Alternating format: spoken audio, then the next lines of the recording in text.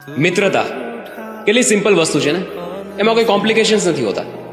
એમાં નથી હોતી કોઈ લાભની લાલચ કે નથી કોઈ નુકસાનની ચિંતા.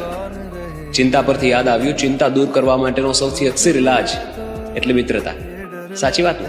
એમાં કોઈ ફોર્મેલિટીઝ નથી હોતી, માત્ર અફેક્શન હોય છે, લાગણીઓ હોય છે. એવી લાગણીઓ કે જેનાથી કમ્ફર્ટ મળે, આરામ મળે. પાકા મિત્રો સાથેના તમારા કદાચ એટલા બધા ફોટોઝ નહીં હોય, પણ મેમરીઝ તો સૌથી વધારે એમની સાથેની જ હશે.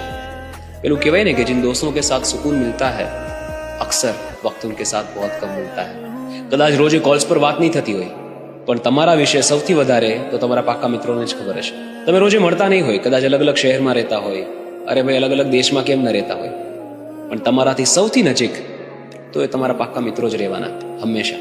અને મહિનાઓ પછી કે વર્ષો પછી જ્યારે તમે એમને મળો એટલે દુનિયાની બધી ચિંતાઓ એક સાથે ભૂલાઈ જાય. હું તો કહું છું, દુનિયાનું બધું સુખ એક તરફ અને તમારા પાકા મિત્રોને મળવાનું સુખ એક તરફ.